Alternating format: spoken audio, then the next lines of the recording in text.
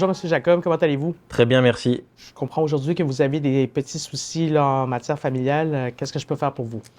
En effet, je viens vous voir par rapport au droit de la famille, puisque mon ex-conjointe et moi-même sommes en instance de séparation. D'accord. Nous ne sommes pas mariés, mais nous étions conjoints de fait depuis 12 ans. Il se trouve aussi que nous avons 2 enfants, et donc j'aimerais savoir quels sont nos droits par rapport justement aux droits familiaux. C'est déjà une bonne chose que vous vouliez connaître vos obligations et vos responsabilités en tant que parent. La première question que j'aurais par rapport à ça serait par rapport à la pension alimentaire, étant donné que nous ne sommes pas mariés. Donc, c'est une bonne question parce qu'en cas de divorce, normalement, les époux ont chacun un droit de réclamer une pension alimentaire pour conjoint. Par contre, c'est pas garanti que vous allez l'obtenir. Mais il est toujours possible de présenter une demande là, au tribunal ou encore de vous entendre à l'amiable avec votre ex-conjointe. C'est également le cas pour les conjoints de filles qui se séparent au Nunavut. Les conjoints de filles doivent avoir fait vie commune pendant au moins 1 an pour faire une demande. Si vous êtes marié au conjoint de filles, la loi fait aucune distinction pour réclamer une pension alimentaire pour enfants. Ça signifie que vos enfants ont droit à cette pension-là et ça leur appartient. C'est pas aux parents. Donc, le fait que les parents soient mariés ou non n'a pas d'importance sur les montants qui sont alloués ou le droit à la pension alimentaire. Ça m'éclaire vraiment. Donc, si je comprends bien, que nous soyons mariés ou conjoints de fait ne change rien. Ce qui veut dire que j'ai mon mot à dire sur l'éducation, la santé de mes enfants, leurs activités, etc. Bien, en effet, comme on dit, parent un jour, parent toujours. Vous avez des obligations parentales, tout comme un droit de regard par rapport à la garde, l'éducation et les décisions parentales, qui sont les mêmes et ceux, peu importe le statut civil là, des parents. Cela m'amène à mon autre question, puisque mon ex-conjointe vient de m'informer qu'elle souhaite déménager dans le sud pour le travail à Edmonton. Mais évidemment, en tant que parent, je souhaite garder contact avec mes enfants. Donc, quels sont mes recours par rapport à ça?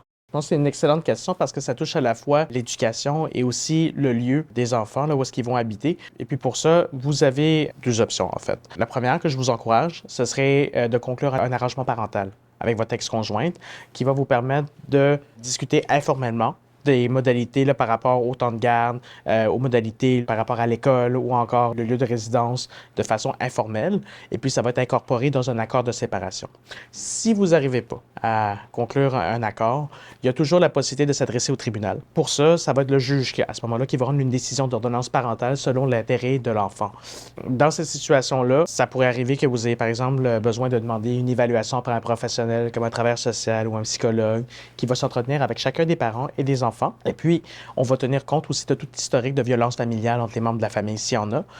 Et puis, ça peut aussi tenir compte des arrangements actuels qu'il y a là, en ce moment là, en ce qui concerne l'enfant. Donc, si par exemple, l'enfant en ce moment est à Iqaluit et puis que là, votre ex-conjointe veut l'amener à Edmonton, ça pourrait être effectivement là, des facteurs que le juge pourrait prendre en considération. D'accord, je comprends beaucoup mieux. Ça fait vraiment beaucoup d'éléments à considérer. Oui, bien en fait, je crois qu'avec votre situation, là, un accord de séparation là, rédigé avec l'aide d'un médiateur serait l'option à privilégier.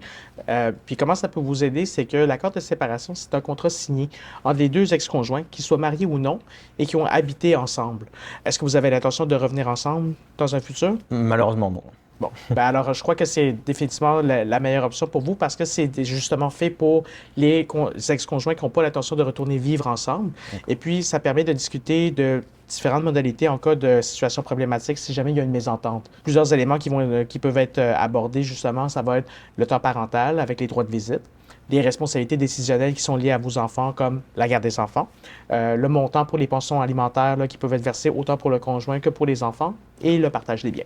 Je terminerai ça en disant aussi que c'est un document qui vous permet de vous entendre sur les conditions de votre séparation sans aller à la cour.